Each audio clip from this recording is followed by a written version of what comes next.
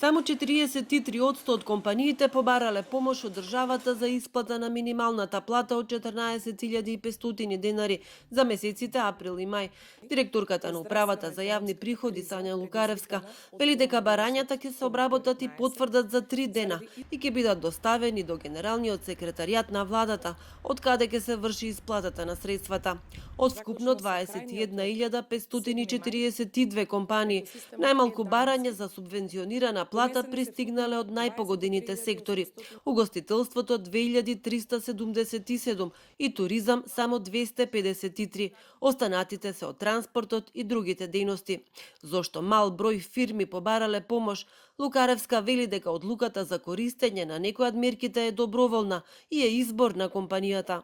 Предпоставувам дека дел од нив ги имаат користено и кредитите од Македонската развојна банка и предпоставувам дека дел од нив може би да аплицираат и за во следниот месец. Така да ова се мерки кои што се исклучиво за зачувување на работните места и добробит на компаниите. И доброволно секоја компанија може да аплицира за која мерка што сака. За финансиска поддршка за исплата на плати конкурираа и физички лица кои вршат самостојна дејност и според податоците на УЈП за остварување на ова право поднесени се 5840 барања. Над 8000 граѓани кои скенираат фискални сметки со проектот Мој ДДВ донирале 150.000 евра.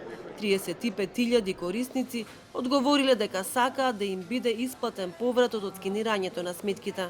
До управата за јавни приходи пристигна мејлови од граѓани кои погрешно и ненамерно притиснале опција донирај и истите бараат средствата да им бидат исплатени на сметката. За нив, дополнително во најкраток можен рок, ќе известиме за начинот на исплатата. Опцијата донирај беше поставена за доброволен избор на секој корисник на апликацијата Мој ДДВ. 816 компании побарале ослободување од плаќање контации на данок на личен доход, а од нив се прифатени 597. За ослободување од контации и од данок на добивка прифатени се барањата на 747 фирми.